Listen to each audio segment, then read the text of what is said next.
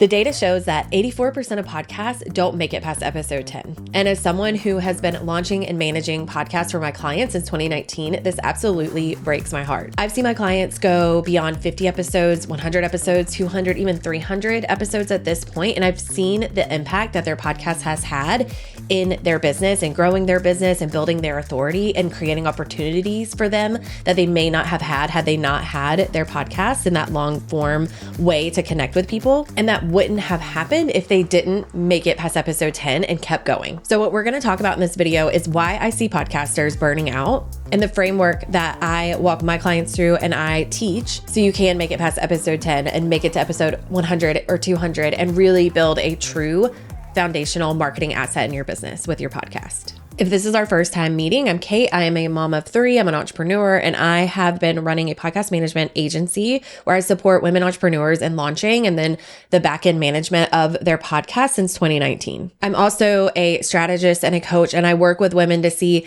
how can you leverage your podcast the best way possible and the most strategic way possible in your business. And through all of that, I am passionate about helping moms create content through their podcast that has an impact without burning out. And as a mom and an entrepreneur myself, I get it.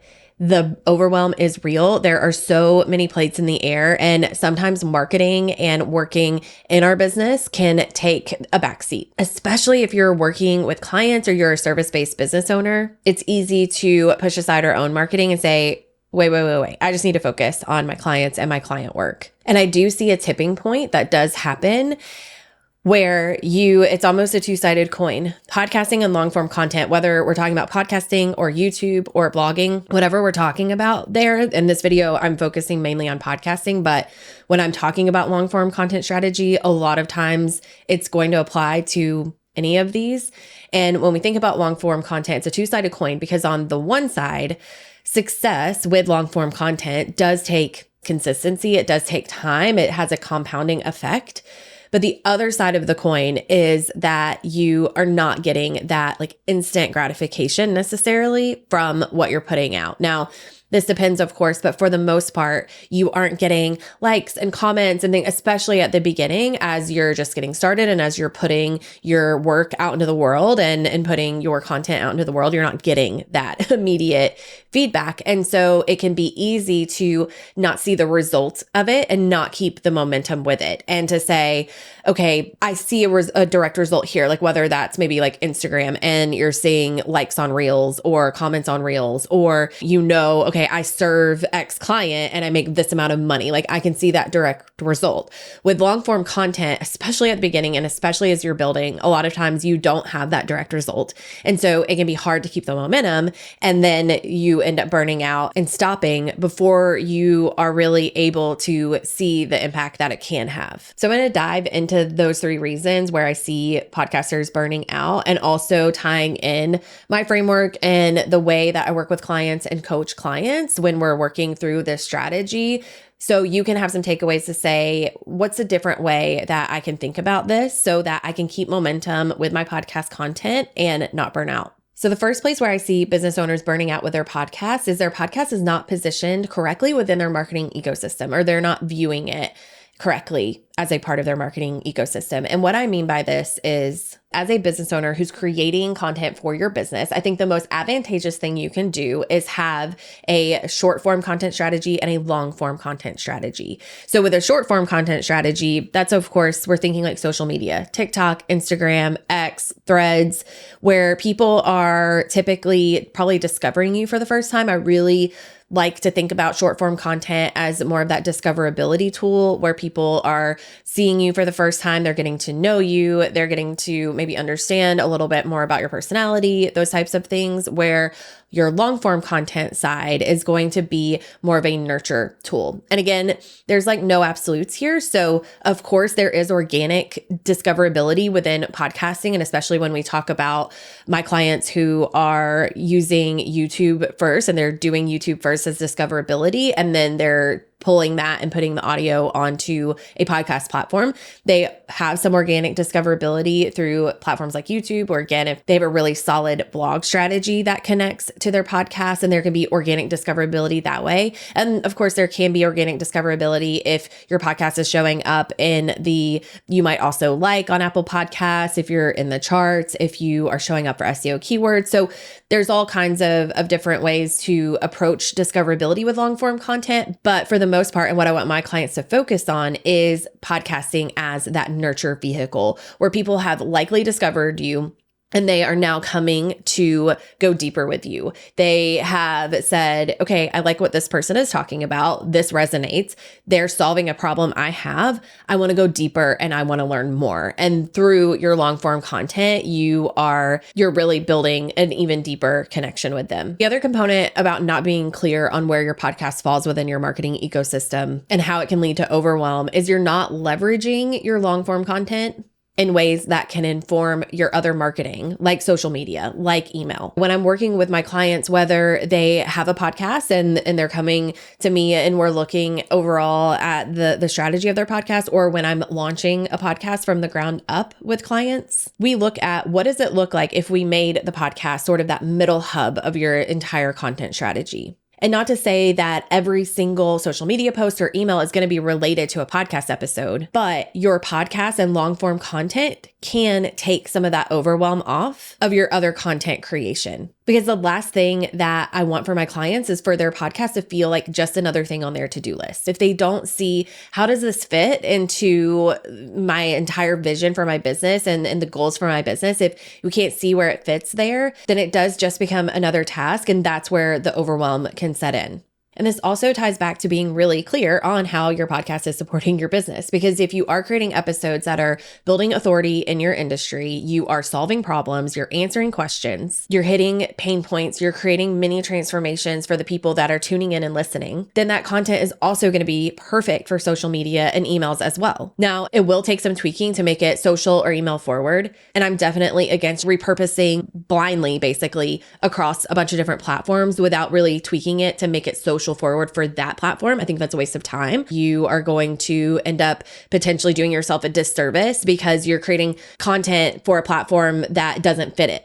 And so you're not going to see the engagement. You're not going to see the shares or the saves or all the things that the algorithm looks at to decide whether they want to push your content or not. In that way, I see you almost doing a disservice. So I don't agree with that, but I do think that there is a way to look at your long form content and make it social forward and take the work that you've put in to the ideation that you have done for this episode or for this long form piece of content, and to take the pieces of that make sense to create a social forward strategy with that. The final thing here is when you're creating podcast content that's supportive of your business, that you can repurpose as social media content, that is then pushing people to the podcast. You can use what you are posting on social to say, hey, if this is vibing with you, if this is hitting, I go deeper, I go further, tune into the podcast.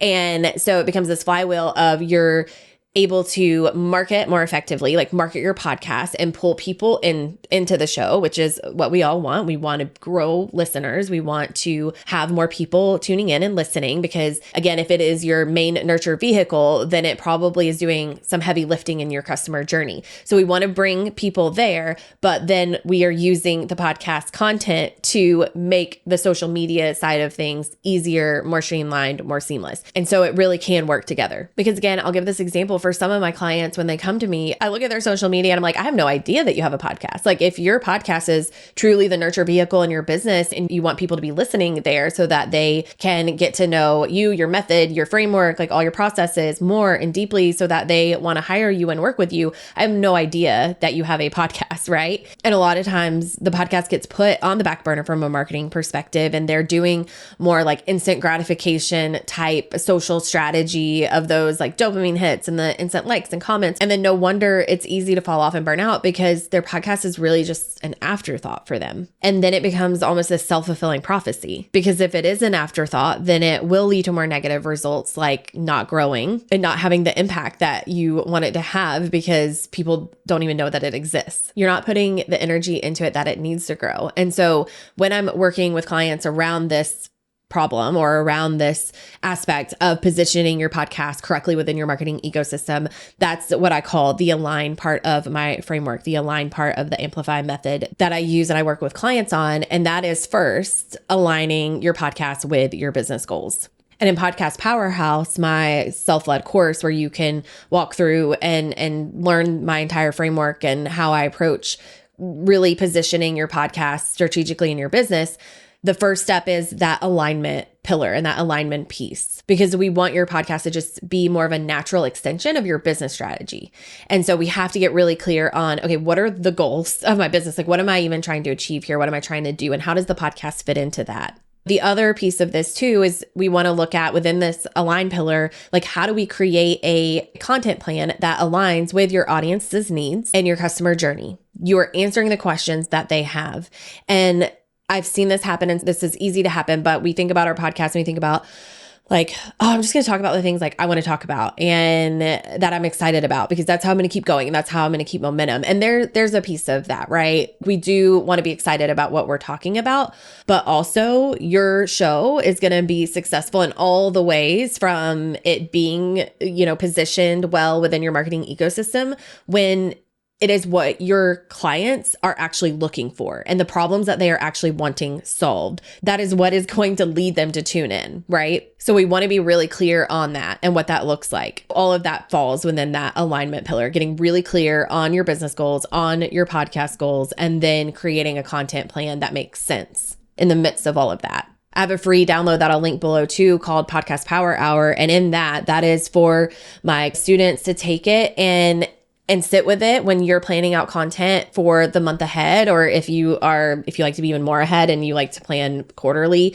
or even longer than that, you can take this workbook that guides you through planning out your topics, outlining your episode, brainstorming, repurposing ideas for social media that are social forward, and creating a marketing and promotion plan so that your podcast actually works for your business. But it can really help you save time around these things that I'm talking about in the align pillar of making sure you're clear on your goals and what does it look like. And it can just take away some of the overwhelm that you might feel when you're planning out your content each month or each quarter or whatever that looks like. Okay, so the second place where I see podcasters burning out is they are not clear on how they define success for their show. And this also goes into the align pillar of my framework and something that we look at in Podcast Powerhouse, because it's so important to look at how are we defining success? Because when we can define success, then we can actually understand how do we even measure that definition. And then when we can measure it, we can see the results.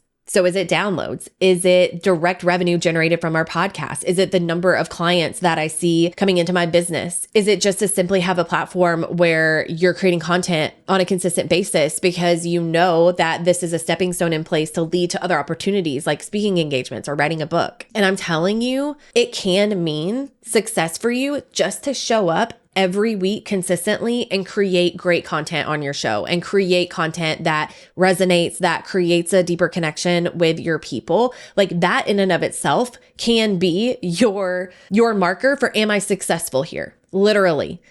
Because an analogy that I like to think about, and again, a little bit going back to like short form versus long form, I think about your short form content really being like fireworks, right? It typically is a little bit more short lived. It doesn't have a ton of longevity. To some extent it may, but it doesn't have a ton of longevity as far as it's going to expire after a few days. Stories are going to expire after a little while, and it's just not going to continue to like show up. And so it's almost this firework of instant gratification, instant results, instant dopamine hits.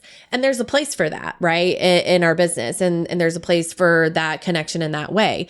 Where long form content and podcasting, I really see is more of like a candle. You light it and it burns. And it's not like you're having to light it over and over and over again, hopefully. Hopefully you're not like stopping and starting and stopping and starting. Now, again, that happens and like we have to give ourselves grace with life and whatever. But the goal is that it is a candle that continues to burn. And so success can mean that you are consistently putting into that candle and keeping it burning and keeping that long lasting foundation building content going. And your long form content is something that when you do build it and you do put your time and energy into it, it can continue to get you results over time. So if you've ever been on YouTube, you'll see YouTube videos from a couple months ago, even a couple years ago. Like my homepage will be filled with that because I'm searching for things, or, the algorithm knows, like, what am I looking for? What am I searching for? And it will pull content from across time, right? Like, not just what's been posted in the last day, what's been posted in the last hour. Even with blogging and Google searching, like, typically the newest blog posts aren't going to be what shows up at the top. It is typically blogs and websites that have longevity. They have been poured into over time. They have some strategy built behind them, but they have a foundation where they will, if they work towards it and they build it and they put into it, that it will be something that will continue to create results for them. That when people continue to search for these things,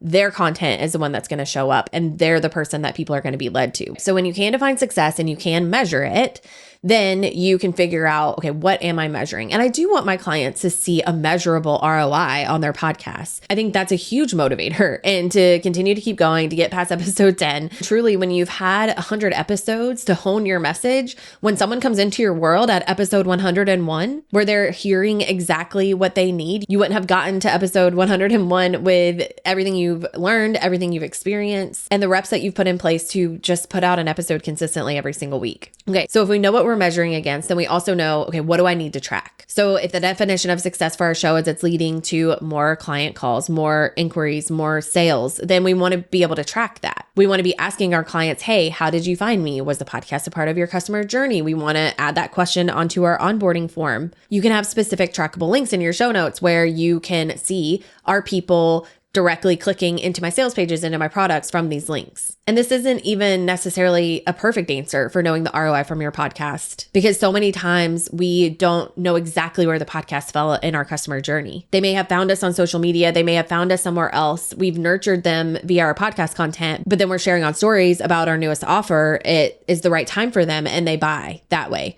right? But the podcast did have an impact in creating that trust with you and creating that relationship where they've said, when the right offer, when the thing is happening that's the right fit for me, I've built this connection and relationship with them through their podcast, and now I'm ready to buy. This is where some of my clients, they call them fall from the sky clients, where they never knew that they existed. They didn't engage with anything on their social media. They've never been in their DMs, but all of a sudden they invest in like their highest package or into a product with them. And they say, yeah, I've been listening to your podcast for a year. And this is the right time, right? And so some of these things are just hard to know and hard to track, like a hard number, like downloads, or a hard number, like I know I put out an episode and I make this much revenue from a sponsor or a brand deal. And that might be your goal. And that's why it's so important to get clear on it. Because if you do have a goal of, I want to monetize directly through my show with sponsors and brands, I want the podcast to be a significant revenue stream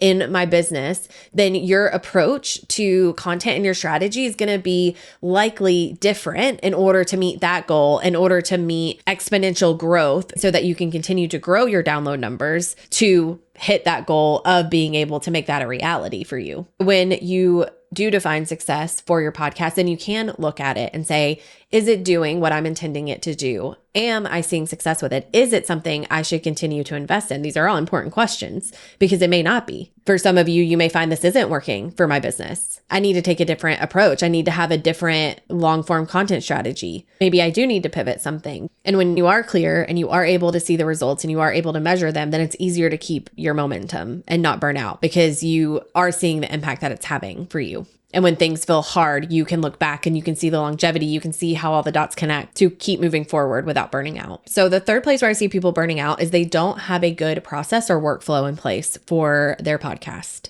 I'm really speaking here more to the people who are doing it all themselves, but even with the clients that I work with in my agency where we're doing all of the back end process for them. So their job's to record and then we handle everything else. It's still important to have a good workflow when it comes to recording, when it comes to planning out content, so that that piece of it doesn't begin to feel overwhelming, because even that can. And you can feel up to the wire, like, well, what am I going to record? And then you feel rushed and you feel like, I didn't record anything good. And that's just not a great feeling, right? We don't like feeling that way. And it becomes easier to fall off the boat because you don't want to continue feeling like that. Have you ever had that happen? For my person, though, who is truly doing it all themselves, then it is even more important to have a really streamlined process in place, from recording to publishing to even the marketing aspect of it, to make it as simple as possible, working smarter, not harder. That's our motto. That's our mantra here. There are tools and resources that can truly save you time when it comes to recording and editing and all the things.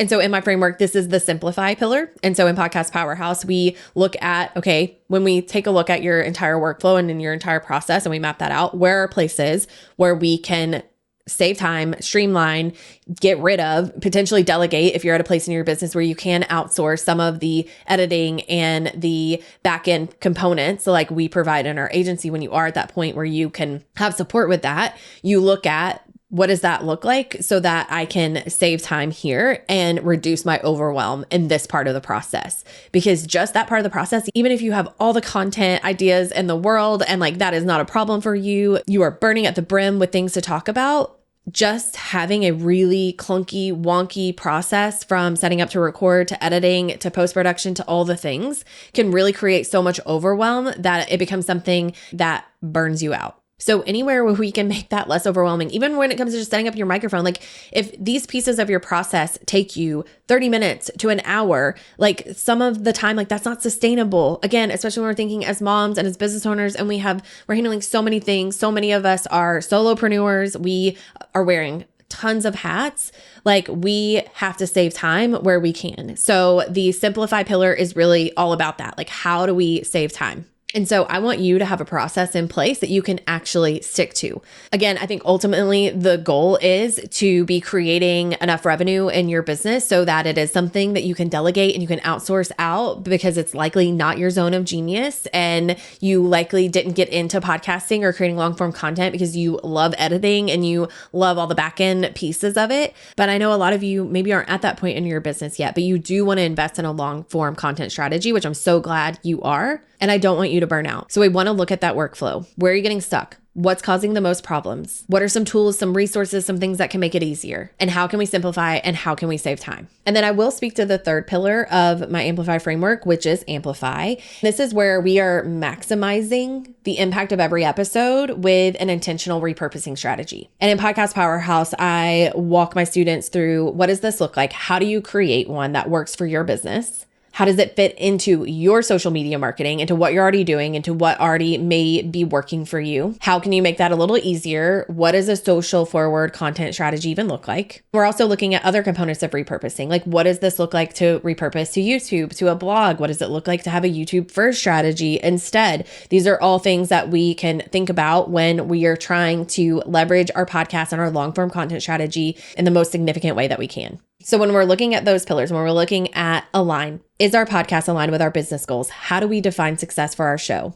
Are we clear on how our podcast fits into our customer journey? And do we have a workflow in place that is simple and streamlined and doesn't take us hours to do, but is sustainable for us and our lives and what our schedules actually look like? And then when we are really able to repurpose, get the most juice out of our long form content as possible and use it in a way that's actually supportive of our business. Those three things together, align, simplify, amplify, make it easier to create and keep the forward momentum, to keep publishing, to make it to episode 30, to make it past episode 100, 300, where you're seeing the benefits, where you're reaping the reward of your podcast and how seeing it a long form content strategy is impacting your business. And knowing that it will take time and it can take time, but with these things in place, you can take away some of that overwhelm because you know you're in it for the long haul. You know you have this foundation in place that no matter when someone finds you, you now have this bank of content that walks them through their questions and the problems they're facing and building trust with you that you can leverage in so many ways. That's where we will wrap up. Thank you so much for watching. If you found this helpful, leave a comment with your biggest takeaway. I would love to hear from you. Come connect with me on social. Share this with someone, another podcaster that you know needs this, that you know is burning out, that you know needs to keep the momentum. And I'll see you next time.